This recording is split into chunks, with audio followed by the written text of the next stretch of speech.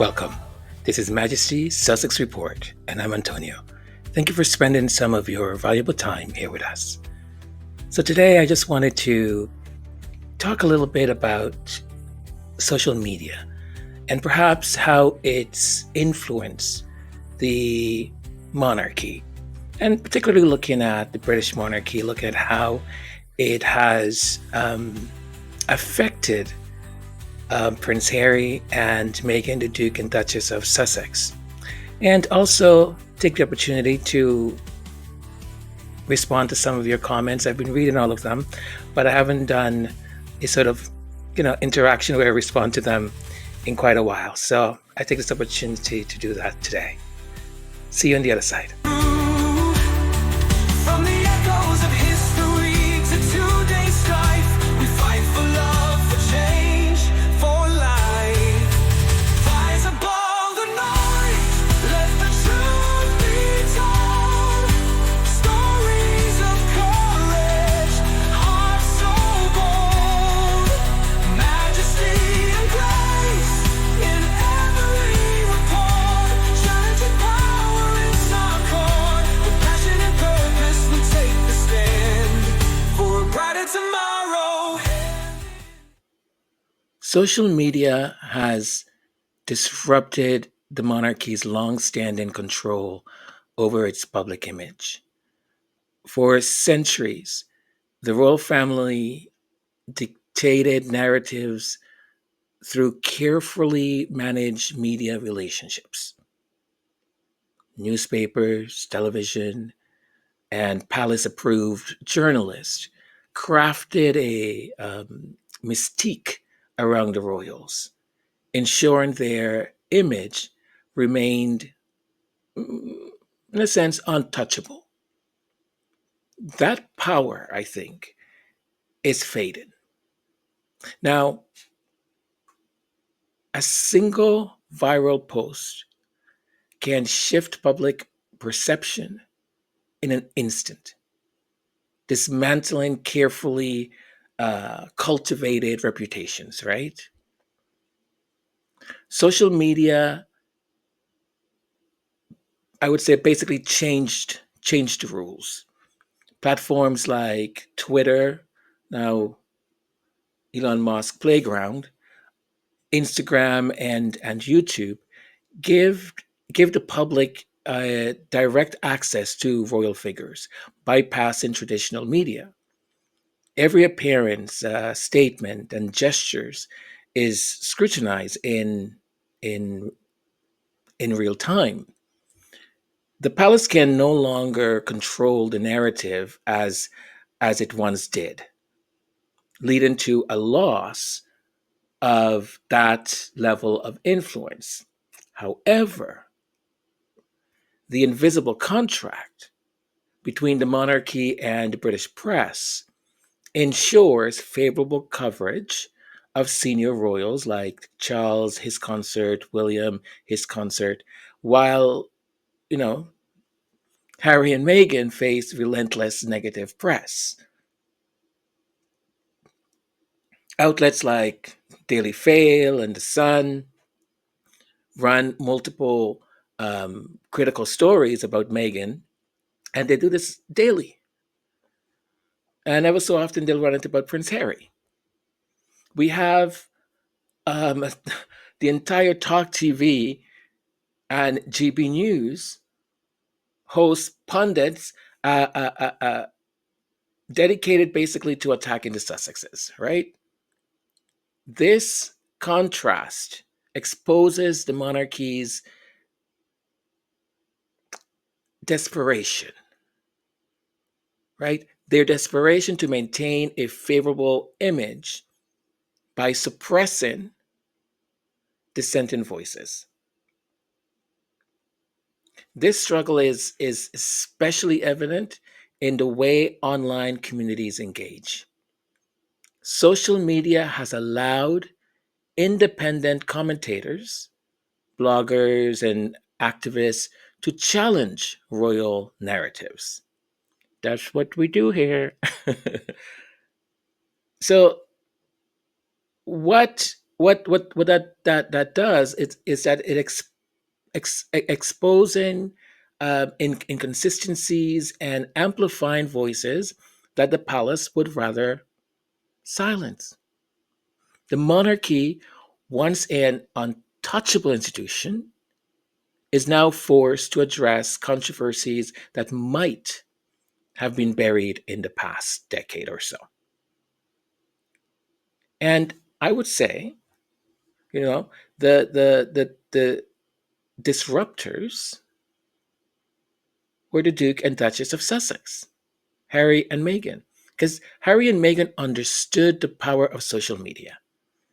Unlike previous royals, they embraced digital platforms to speak directly to the public without palace interference. Meghan's blog, The Tig, had already built in a loyal audience before she married the ginger boy, the ginger prince. She was, and she still is, modern and relatable and engaging. A stark contrast to the monarchy's kind of stiff, scripted approach. Their Instagram account, for example, what's it called? Sussex Royal. Was that what it's called? I think so. So Sussex Royal broke records, gaining 1 million followers in hours. Their engagement photos, speeches, and charity initiatives spread rapidly online. This was a direct threat to the um, traditional royal hierarchy, which you need to respect. Okay? Harry and Meghan were obviously outshining the future king, dun, dun, dun, dun, and his consort, and the heir and his consort.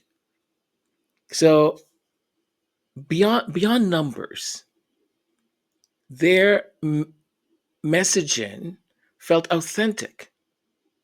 Meghan spoke openly about racism, mental health, and the pressures of royal life, topics that the royal family had historically done their best to avoid. Harry used the platform to champion veterans' rights, mental health awareness, and environmental causes. So their ability to engage with modern audiences stood in sharp contrast to the carefully polished but emotionally distant approach of the other royals. Now, the palace wasn't going to let this let this continue, right? So the palace reacted swiftly. Harry and Meghan's social media access got little less, and then all of a sudden was cut off. Oh, you can't use this anymore. You can't do that anymore. Negative stories were leaked to the press to diminish their influence. And as we all know, their request to remain part time royals while continuing their independent projects was denied. Now, despite these efforts, though, public interest in the Sussexes only grew. That is why there's two, three, four articles every single day still in these newspapers and online. The more the monarchy attempted to silence them, the more people sought out their voices, some for the good, some for not so good. Now, if we look at Megan's archetypes, the podcast, I mean, it topped several charts. And the thing I like to say is that, it was the first podcast to say, hey, Rogan, get off your throne. There's a new sheriff in town. And her name is Megan, Duchess of Sussex. Pew, pew, pew. So stupid. I am. I'm so ridiculous sometimes. uh, but it did, right? And their Netflix documentary became one of the platform's most watched series, and I think it still stands as the number one, like the numbers that it received. So the monarchy's outdated communication strategy couldn't compete with Harry and Meghan's ability to connect authentically. So what did they do? You got it. They used traditional media to trash them. Now, at the same time, William and Kate struggled to maintain engagement. Their official social media accounts lacked the warmth and relatability of the Sussexes, right? While their content often featured polished images and scripted captions, it rarely captured the public imagination in the same way that the Sussexes did. Attempts to appear more approachable, such as releasing casual home videos, often just kind of felt forced rather than natural. So here's some points as to why social media is definitely a threat. It exposes the royal family's double standards. The monarchy claims to be above politics, yet engages in media manipulation. Meghan was vilified for actions that were praised when Kate did exactly the same thing. And I'm not going to go through them because we all know them now by heart. Public scrutiny ensures that inconsistencies are called out, making it harder to maintain this sort of carefully curated narrative. That's why we are here. You know what I'm thinking about? This is totally off topic. There was a movie, and I can't remember. It was a movie. Is it Wedding Crashers? I think it was called. And one of the characters, like the who was he's crashing the wedding, and this one woman falls for him, and she's like, "I can see you." It's so creepy, and he's like, "Oh my god." So she starts to follow him around. I am right here. It reminds me of Betty the Poop. What is that? Oh, Jeremy. Jeremy, you're amazing. Oh, God, I think you're amazing. Oh my God, don't ever leave me. Ever. Good. Because I'd find you. Yeah. Of course I will. why do I do this? Why do I do this? Why? I know I know what I want to say, but I can never remember the names or whatever. But it's remember there's a cartoon and there was a skunk. Was it a skunk? Or was he a squirt? No, he was no. What's that? Those things called that they have the white fur, and then if they whatever with their tail, they make you smelly. I think it's a skunk. Yeah, and he would like hop and la la la, and he was in love with the female skunk, and he would try to get her, and she would be frantically like running around like crazy, but he would always like catch up, and he was very French. Oh, I loved it. I thought it was the funniest thing as a kid. Anyways, I digress.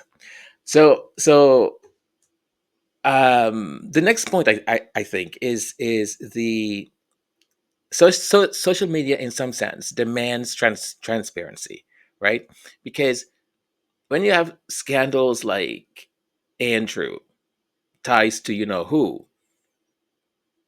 right, with the first name Jeffrey, y- y- y- these things cannot be hidden as easily as before. Mind you, I say that, and I also think about Thomas, and you folks know who I'm talking about, right? And that seems that they have managed to somehow put a big blanket over that one. But we wait and we see. Also, calls for accountability gain traction really quickly on social media, right? Forcing the monarchy to respond to public pressure. I mean, you could be having the greatest day one day, today, and then you post something or say something, and then the following day you're just enemy number one. So once royal missteps could be buried very easily, now they are endlessly dissected, right? Reposted and debated by millions. The other thing is it makes royals compete for attention. And I know they do that already, but this is a different type of attention. William and Kate's content often feels scripted and uninspiring compared to Harry and Meghan's authentic approach and enthusiasm and engagement. The younger generation prefers that unfiltered interactions over stage photo ops. If a royal figure does not engage meaningfully, their relevance, I can't say that word, their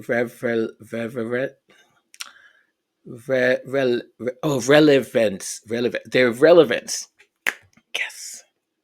I get so happy when I get I can say a word that sometimes I have difficulties pronouncing when I can get it right. So relevant. No. Uh relevance. You folks know what I meant. Relevance can quickly diminish, I think. Um, Now the next one, it creates a space for alternative narratives, right? You folks know I'm not gonna touch it. I want to talk about it, but where is Katie? Katie, Katie, Katie, Katie, Katie, Katie, Katie, Katie. Where's Kitty Cat? So pre- previously, the palace controlled royal storytelling. I mean, they sort of still do with the invisible contract, but now independent voices are just as influential.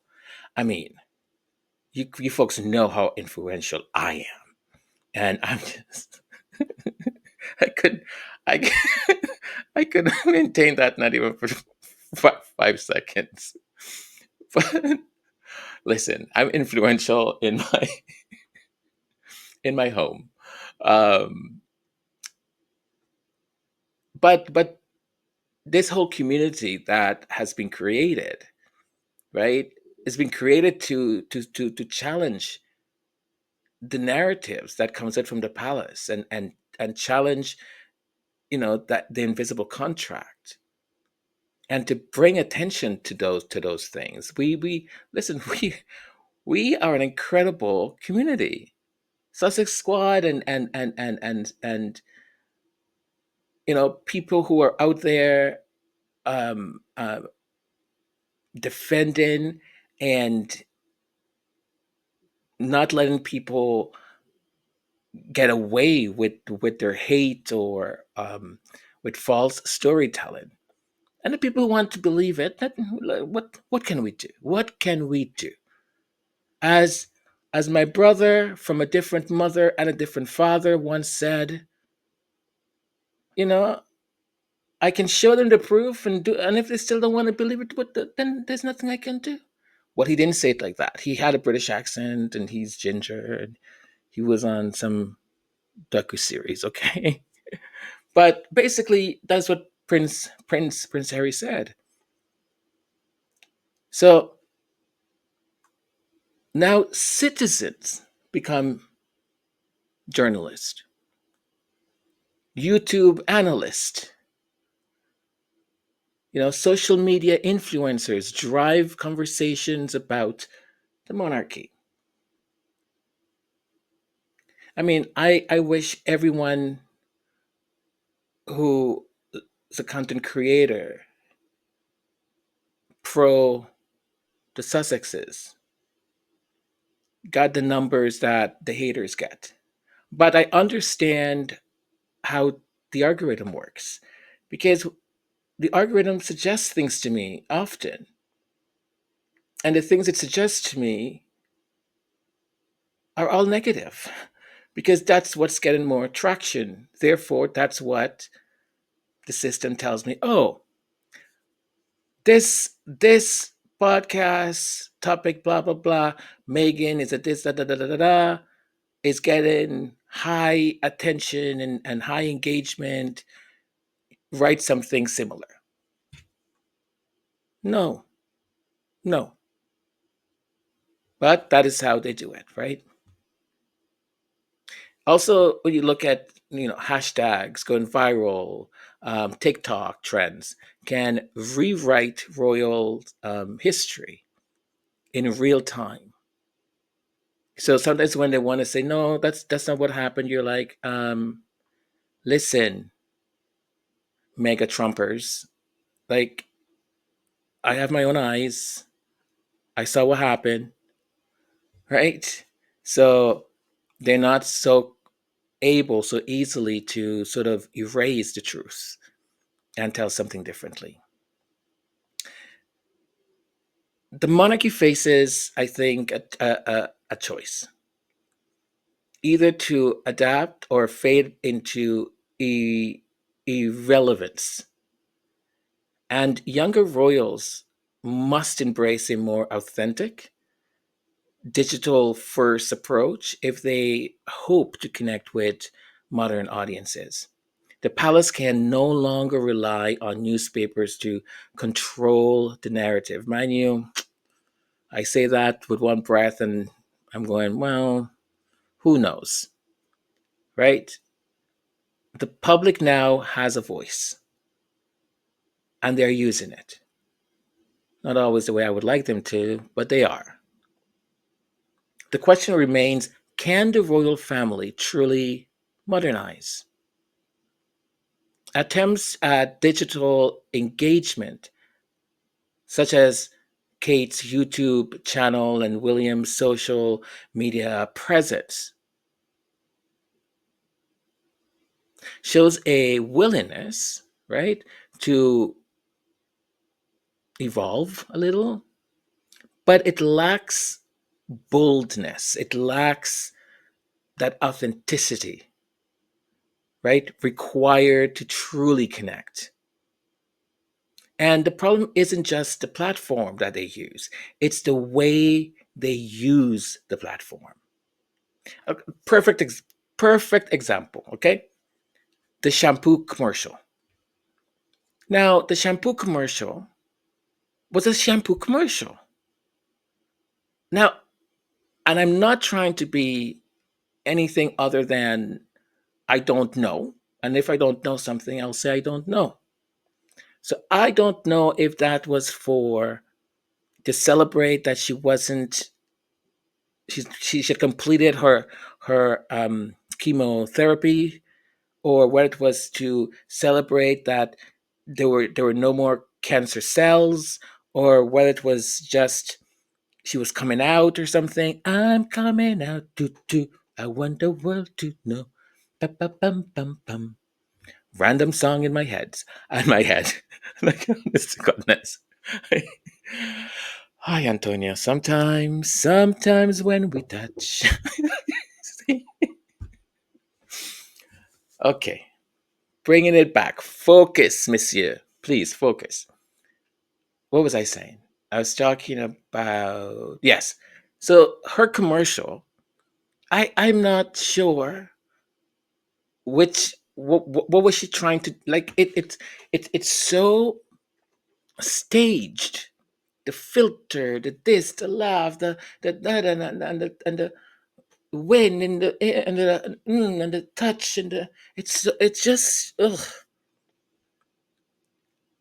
It, listen, I'm not saying it's not cute. I'm not saying it's not nice. I like it. Okay. But if the intention was to do what they said it was supposed to do, it was a failure. It was a complete failure. It would have been better to just have her do what she did not too long ago, right? Go sit and chat with cancer patients that are recovering, or go to a hospital and maybe highlight some of the struggles and so on.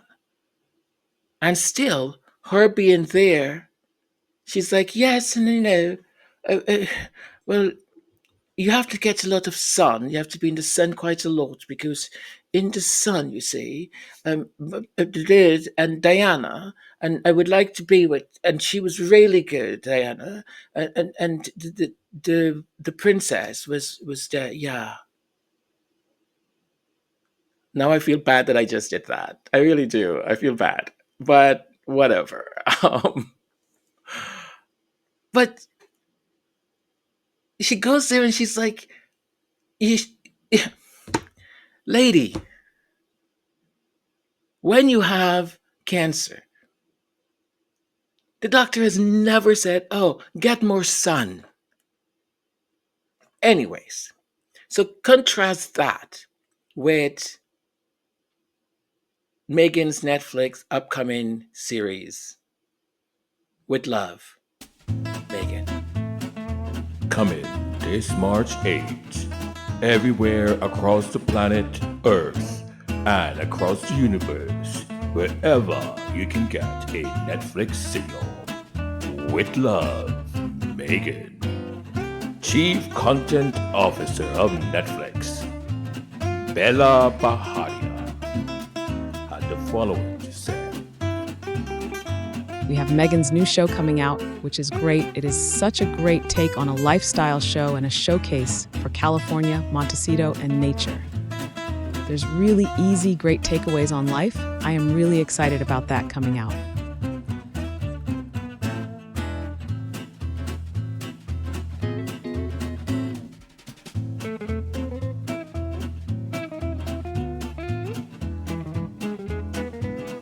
Think about if you were to put those two right next to each other. And I mean, it's just natural. Megan looks natural in the environment. Like she's talking to friends and people and chopping this and blah blah blah dee dee dee do do do, right? Now, people who don't like her will say I'm biased. And I am biased. But I also will admit, listen, Megan is a trained actress, right? But I'll also argue that not all actors can be just themselves and natural. On kind of like a reality show or whatever, they come across sometimes quite awkward. Like they don't know what to do with their hands, and so you look at those two things, those two videos, and Megan just she just seems in her element, just natural. And that's why I've said, like, I don't understand why they keep doing these things that they don't like. Do you folks remember that video or even the picture when Willie was in New York with the boot and the thing in, like, what's he looking for? I don't know. He's looking for sleeping rough or something. I don't know what he was looking for. Maybe he was looking for a mermaid or something. But did he not, like? I don't know. I think people are just sabotaging them, because when you when you're the future king, like, we live in an era where pictures will tell the story. Image is everything, right? So I don't know, put the damn thing on before, see how it, like, whatever, and if it doesn't, just get someone to, like, tailor it a certain way or what, or say, listen, is there another kind of thing, because I look like a doofus. I don't look like the future king of Great Britain and Northern Ireland and blah blah blah blah blah blah blah. Right? So it's it's an interesting, I think, and I don't think it's a dilemma, but it's an interesting decision that they have to make because people, if they want to stay engaged, right? Because Granny Lizzie the second, she said, "Listen, people have to see me to believe me." I'm like, but she was right, right? Now those two, well, they're having their own issues, and I don't like. Is the word begrudged anybody and their stuff and their issues or whatever it is. I wish them the best. I wish them happiness because I think once they are happy or they understand what happiness is, then happy people don't do, that hateful crap. They just don't. Do you think Harry and Meghan have time to like dedicate to those two? Even though the Beckys of the world, the Richards of the world, and their cohorts will make you believe that they're well, in the where did you live again? Montesanto. Well, in Montesanto, where Harry and Meghan are in a $100 million mansion with 89 rooms and 435 and a half bedrooms and two toilets and one bidet and and a floor made out of marble from a volcano out of the ocean on the way Atlantis was. Uh, uh, and what my sources are saying to me that are very, very, very close to the Sussexes is that Meghan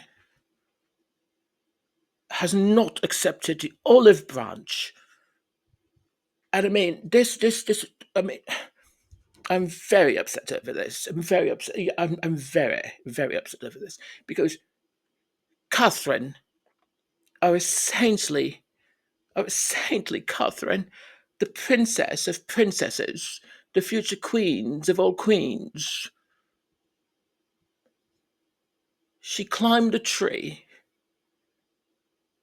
and all of the sort of I can't continue. All of the hardship, the hardship for her to climb that tree to get that olive branch.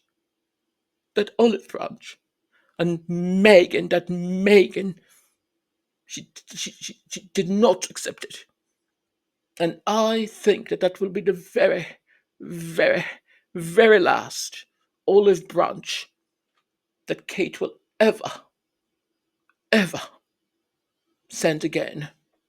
However, Harry, Kate sends her, she sends her little, you know, kisses. Hello, Harry. Oh well, I am telling you, I'm going to edit all of this out because this is nonsense. But you get my point, right? I mean, Harry and Meghan, I think, understood this shift. They really did. And the rest of the royal family, I think, is struggling to catch up. So unless they embrace the reality of social media and the power that social media has, the risk becomes the risk in sort of becoming little more than historical, I don't know, figures or artifacts, because the world is changing rapidly. And maybe it's not social media the way it is presently. I don't know, right? But people want that connection and they want authenticity, and those two just don't come across as very, I'm not saying they're not sincere, but they're just a little bit awkward. And I think there just needs to be more interaction. It's sort of like me, right? I am very shy and quiet, and I'll be like a wallflower or something. And then someone will say, "Oh, hi." And I'm like, "Hi." And they'll say, "My name is," and I'll say, "My name is." And then I will never stop talking. I just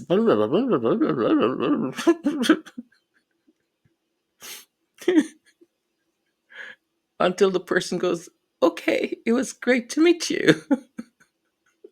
And they walk away. No, I'm not like that. Okay, a little bit. Am I like that?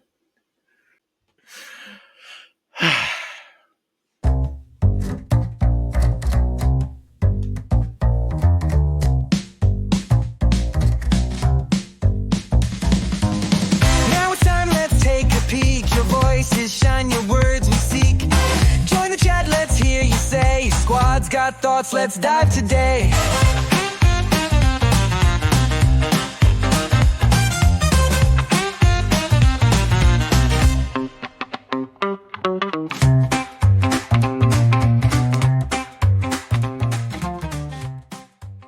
All right, so here we are, the comment section. I'm really enjoying that intro, by the way. That jingle, dun, dun, dun, dun, da, da, da, da.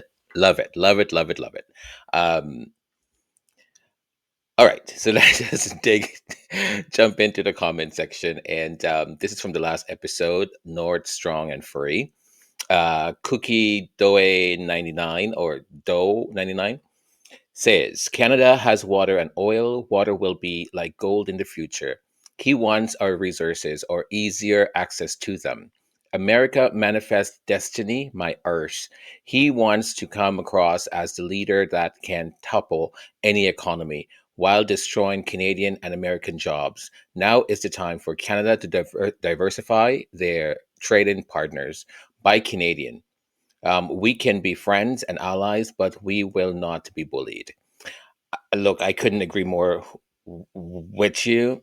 I think it's amazing that, in general, Canadians are very welcoming, very friendly. That sort of stereotype of the Canadian um, is really true. Having said that, I mean, like any population, any people, you will find the ones that are contrary to that stereotype. People who are rude, obnoxious, racist, all of those other things.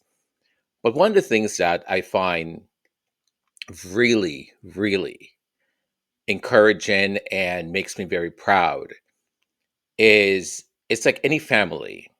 Within the family, you can call each other names. You can have your squad, you know, your issues, but an outsider is not allowed to call us names. Is not allowed to say anything about our family members.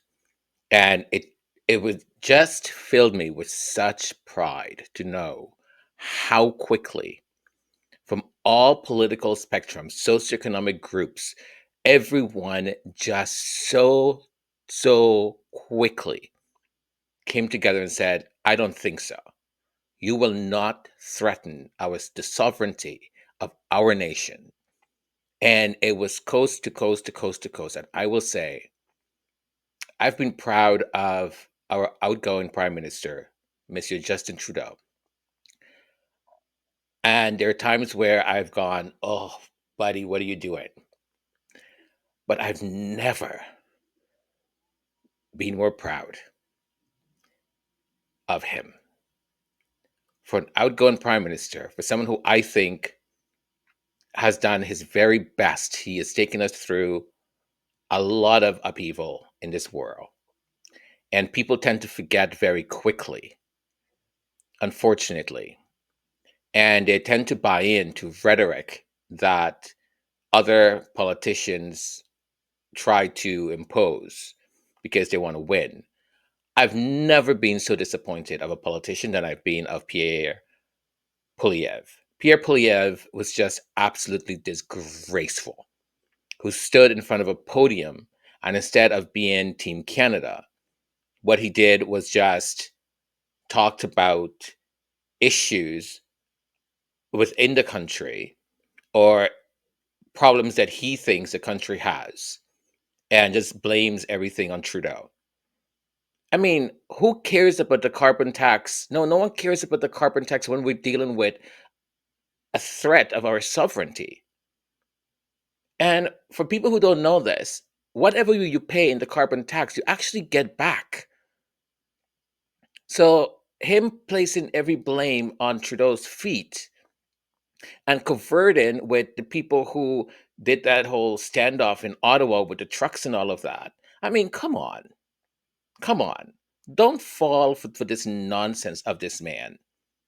Don't fall for it. A career politician that has done nothing else than being a politician, knows nothing about anything. Come on. And I mean, that whole Apple Eden interview he did, where he was like nah, nah, disgraceful. And that's my take on that one. Thank you, Cookie Dough. And Fu An. Fu An said, I'm just going to bring a couple of the comments that Fu An made. Bravo, bravo, Prime Minister Trudeau. We stand with you, a tiger against a worm. A fool is a fool. Countries that are being threatened by the need to unite, for unity is strength. Rand, thank you. I again, I agree 100%. Look, it's people knew, and the people who voted for that man knew what they were going to get. He didn't. If there's one thing people can give him credit for the most part, he he tells you. He literally tells you. That is why in Canada, and I would say in most parts of the world, we we don't buy into this. Oh well, what he says is not what he means, but what he means is what he said. But what he said is what really he's trying to convey, and it's a sort of threat to get at this and at that. No, no, no, no, no, no, no. If he is saying things, it's because he's thinking about it. He's thinking about it, or someone has planted it in his ear. So when he's saying, I'm going to do this, I'm going to deport people, I want this nation to be this, I think our American blood is being tainted, all this stuff that he has said, he means it. So for these people now who are on social media crying and I didn't know, he fooled me, he even if you knew, if you weren't sure that he was telling the truth, why would you vote for him when the candidate opposite is not even considering the things that this man was saying? As of yesterday or 2 days ago, he's deporting Venezuelans back, forth, and center. I keep thinking when this whole thing came out and los venezolanos in Miami, okay, the ones in Miami, they were like, oh no, we're for Trump and doing that whole. I'm like, what are you guys doing? What are you doing? I mean, I kept thinking, do you not see? Do you not see, especially for intellectual Venezuelans and people who are in the politics of it, do you not see that he is another Chavez? He speaks like a Chavez. He does things like a Chavez. Chavez took Venezuela, one of the most prosperous countries in the world, in South America, and turned it into what it is. Right? Millions of Venezuelans have had to leave that country. They're in Colombia, they're in the US, they're in Peru, Ecuador, Argentina. One of the most prosperous countries. And look, it's been under this communist, It's basically a communist country with infusion of dictatorship, basically.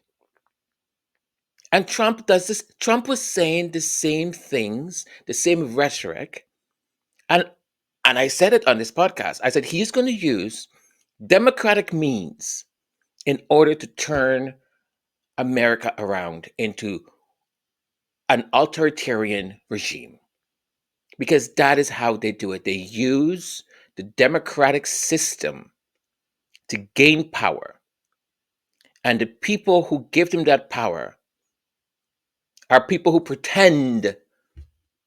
But I wasn't sure. And now I saw on the news, these people in Miami going, "Oh, he fooled us. I don't want this to be about politics, but he lied to us." And the Republicans, I'm like, mira, por favor, you people do a little bit of like, anyways, I'm going to end this because I'm getting angry. I'm getting really, really, really angry. Do you people think he cares about anyone? That man doesn't care. And for also my Middle Eastern friends that kept going around and say, "Don't vote for her, don't vote for her." She is worse. What is he doing now? Him and Netanyahu just were like, okay, so are we gonna turn Gaza into a resort? What? What on earth? What on earth? These two men have no soul. Look, I understand the frustration. I truly did, and I said this also on this podcast. I said it's, even if you think it's about electing the best of two evils, elect the best of the two evils. Don't go and vote for the evil, or don't withhold your vote. Are you happy now? Let's go to the next one. Reba Henderson 211. Reba, I am so excited, first and foremost, to say welcome back. Welcome, welcome, welcome back. It's so great to see you once again in the comment section. And if my memory serves me well, I think you had said something had happened to your phone. And anyways, I'm just happy. I'm really happy to see you back. Thank you. Welcome back, and always looking forward to reading your comments. So this is what you said. Brilliant, Antonio. 92 and 78% of Black folk try to warn these ignorant people. FAFO has come for them. They thought this traitor was good for this country. He is trying to destroy us from inside. And racists have given him power to be a clear and present danger. He is doing Putin's work for them. All Republicans, MAGA, are at fault because they thought blacks and Latinos would be the only ones suffering. They are seeing consequences now. I pray for Canadians and Americans who did not vote for this insanity. The orange turd is provoking us, trying to get a civil war. Believe me, he is too dumb to know what insanity that would be. 100% agreed with everything. Reba, here's the thing. I believe, right? This is just my belief. I believe that that man is a one track minded kind of person. He's a very simple thinker. He doesn't quite understand complex issues. He doesn't do anything regarding complex thought or thinking. It's very narrow, simplistic. He understands the media, he understands popularity, he understands how to navigate all of that. He understands that very well, I think. Now, for a while, I've been thinking, what is it that has attracted also young people to sign on to this? And I know there is a lot of other underlying issues, but I think when you've had a democracy for a very long time and it's been let's say, stable for the most part. It comes a time when people become complacent. And they become complacent because the system within stops working in a better sense for everyone. When the Supreme Court and I don't remember exactly the entire thing, but when the Supreme Court basically declared that companies were like people or something like that, and within capitalism, people, these organizations and companies were allowed to do extraordinary things. That is when you started to see the standard of living of Americans stagnate, because you have these CEOs, you have these organizations that are making millions upon trillions of dollars, and they're not investing back in the economy, they're not investing back in their people. If anything, they continue to just pay you nothing, but profits are soaring. So the people at the very top, that 1%, is getting rich, rich, rich, and richer. So there becomes a time where there's this discontent. And then people start to look at other systems. Young people start to think, oh, well, if we had a strong handed kind of person like a Putin, well, we would be okay. When you have social media then reinforcing that and giving power to the negative, giving power to that which is dirty, evil, nasty, then you start to lose hope. And people have lost hope because the system is not working. Another example, in Canada, when COVID happened, the Liberal government, with the leadership of Trudeau, said, listen, people are going to be suffering. We need to send out money. Send out money. Okay? We have the money, let's send it out. So we started receiving checks. I think people were receiving things like $2,000 or whatever a month. And the conservatives were like, what are you doing? No, no, no, no, no, no. Fiscal responsibility. We can't just give people money. And the whole thing was like, well, they have no jobs. Nobody's doing, like, we are shutting everything down. How do you think people are going to eat? How are they going to feed themselves, feed their families? We need to say, oh no, so the Trudeau government said, listen, right now we're sending everyone this money, unless I think there was some kind of thing. I don't remember exactly what. But if you don't need this money, here are the criteria of the people who meet to need this money. If you receive this money and you're not part of the criteria, please don't use the money, because once this is calmed down, we are going to do a proper um, budget account. And if you receive that money and shouldn't have, we're going to ask for it back. Simple. I mean, I didn't receive it. I didn't receive it because the company I worked for at the time, we were still open and we remained open. We just worked from home. So I didn't qualify for that. But I knew people who did get it, that didn't need it, and they didn't spend it.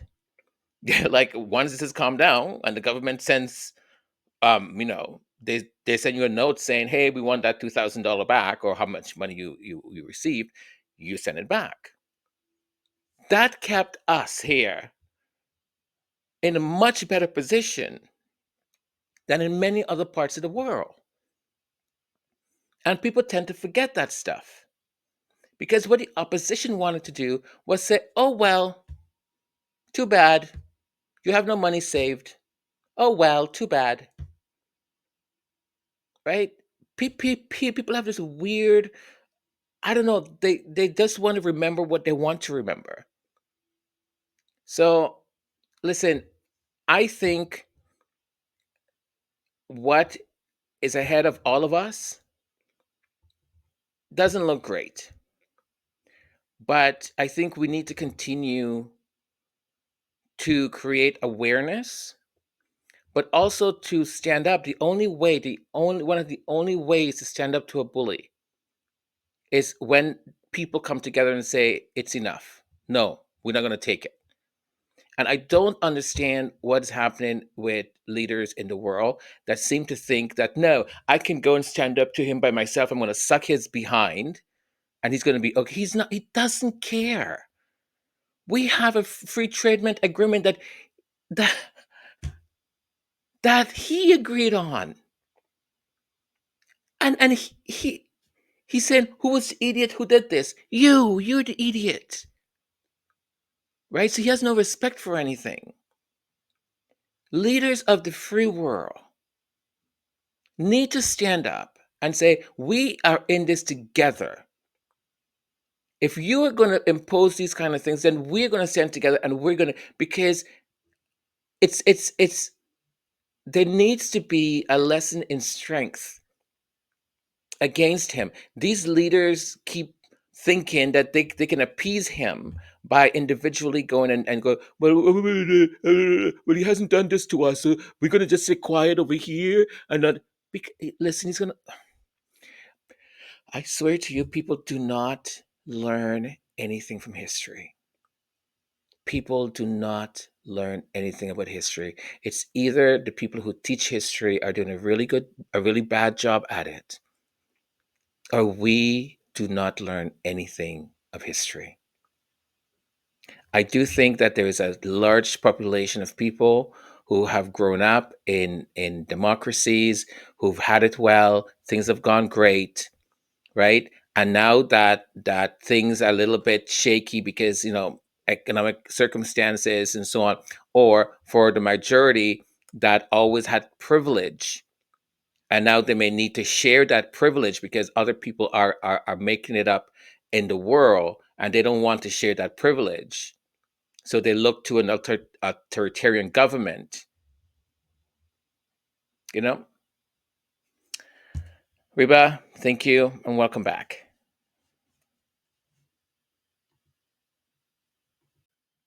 And this comment is from Connie Bomber. Connie says, "Hello, Antonio. I talked to my aunt 2 days ago, promising to visit her in Sweden as soon as it was warm.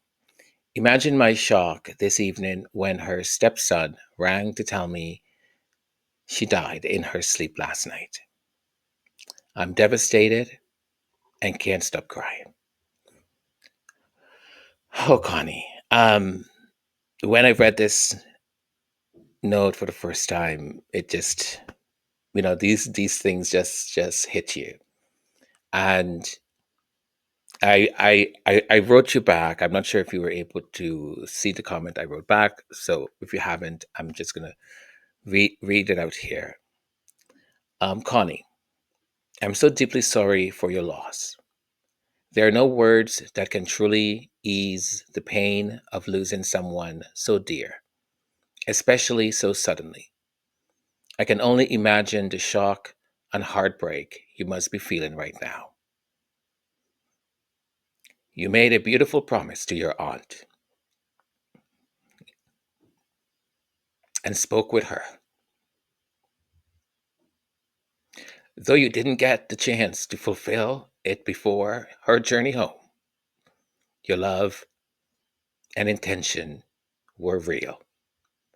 She knew she was in your heart. That love doesn't disappear, it stays with you, woven into the memories you shared, the laughter, the warmth, the moments that made her special to you. Grief is heavy and it comes in waves. Let yourself feel it. Cry when you need to. And remember that you are not alone in this pain. I hope you can find some comfort in knowing that she left this world peacefully in her sleep, held held by the love, held by the love she carried from those who cherished her, including you. Be kind to yourself in these difficult days, Connie. I'm holding you in my thoughts, prayers, and sending you strength and warmth. If you ever need to talk, I'm here. You have my email. with deepest sympathy.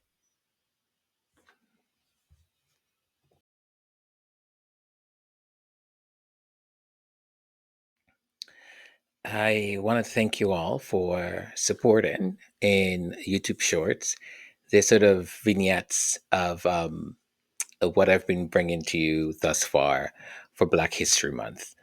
I wanted this year to expand, to sort of go across the globe, and people that you might know in your region or your country, sometimes it's not well known around the world, or we don't know in other places, right? We kind of tend to know just the heroes within our own region or our own country or territories.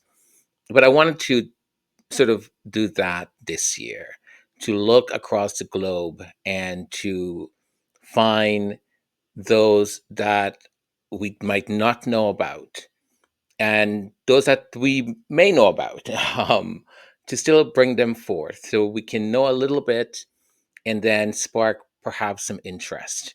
And you can, if you want to, dig deeper and learn about the amazing things that Black people, people of color, people with African descent, um, has contributed to civilization. And I will get to do some things that are a little bit more regional, right? Um, but thank you for supporting it. Please, please, please, please go if you haven't. Um, they're really quick. They're less than a minute. I'm trying to keep them below a minute, so they're just a quick introduction, basically. Thank you for supporting them. Continue to like them, share them, because the more you like them, the more you share, the more people get to see it. And I want people to see this stuff. I really do, because don't get emotional, because it's important for people to understand what people of African descent, I don't care whether you have 1% of it, 2% of it, 50%, 100%, what we've done, what we've contributed to civilization. Because the erasure of our people and what they have contributed continues to happen. And we must not allow it. So please, please, please watch, share, like. I really, really, really appreciate it. Dun, da, da, da. So when you saw this, what were you thinking? I was so excited. I was so excited. I was like, oh,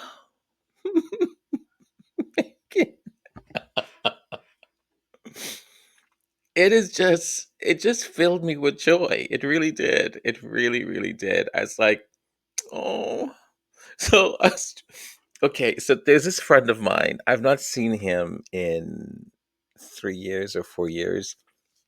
So yesterday, he rang, and his daughter was had an event downtown, and he's like, "Oh, I'm coming downtown. We haven't seen each other in such a long time. It'd be nice if we go have dinner." And so his wife, and him, and so we dropped off his daughter at the event, and then we went to eat. And I was telling him about Majesty Sussex report, and he's looking at me with his blank stare. He's like, "What?" And his wife goes, "You actually have a channel that does what?" And so I explained it, and his wife was all like, she's like, "Oh my gosh, that's amazing." And he was like, "This is fascinating, Antonio. I'm interested in learning more about this." So it was really nice. But telling them about Megan and some of the things that they have heard, and it's just such joy. It brought me such joy. I hope it did for you also. And I'm very excited to see her do more of this, and for us to become just a normal thing, right? Just to have them update the things that they're doing and the things that we can actually, as members of this channel, of this community, what it is that we can do to promote, support, and all of that. Such joy. I wanted to also, say thank you to all of the new subscribers. I think within the last month or so, we've gained about 100 people who've subscribed. Thank you so very much for finding something that you found interested in our channel and now being part of it. Welcome to the community within this channel, and I hope that um, whatever content we could continue to create, that you will be supportive of it, and that it will keep you here watching, liking, sharing, subscribing more people, and so on. I do want this channel to grow. I've said that from the very beginning. I've also said that whether it was 100 people or 50 or 10 listening, I would still do what I'm doing here. Having said that, I also know that's important in order for this channel to reach a certain amount of people. It's important for it to grow. It's also important, if in regards to ad revenue that it gets, and to allow me to continue to invest whatever I receive through ad revenues into the channel to make it better, whether it's images you see, the technology that is used, or platforms that is used. It's important for it to grow. It's important also for people to like, to subscribe, to share. I'll tell you, on average, the channel doesn't receive anything more than maybe $80 a month. In regards to ad revenue, I don't mind disclosing that. It's not right. It's not, I think it's better to be transparent in regards to certain things, and by all the means. So about $80 a month, maybe, it receives, which is not a lot of money at all, right? And so it is important for the channel to grow. So please do subscribe if you haven't subscribed yet. Continue to share with people who you think are like-minded. Your comments are important. Your likes are very important too. Okay. And for those, when you see ads, I don't know, if you can watch it until the end, and then you can skip. I was thinking also another way to help that revenue a little bit was to agree with YouTube to have ads like in the middle of the pre-recorded episodes. So somewhere in the middle, you'll see like an ad. I'm thinking about doing that. So if you do see it, please don't be discouraged or get upset. It's just that I'm trying to grow the channel, and I'm trying to get a little bit more revenue in order to do other things that I would like to do with the channel. Okay. I thank you. I thank you. I thank you. So for all of you also who are um who've been here from the very beginning, been here from the middle, all of you who show up to these premieres and so on, I love you. I really, really love you. I know many of you show up here in the chat comment, sorry, the chat, the chat area, and we chat and so on. And from so many of you, you said that you watch, but you don't do anything in the chat. That's quite okay. All right. I want this channel to be you to utilize it in the way that is more comfortable for you. But as long as you show up, which is important, as long as you like and subscribe and share and all of that, um, I thank you. I thank you for seeing something in this channel, for seeing something in the content that you. God, what's wrong with me right now? Um, okay, I'm going to end this. Thank you very much. You all mean a lot to me. Bye for now.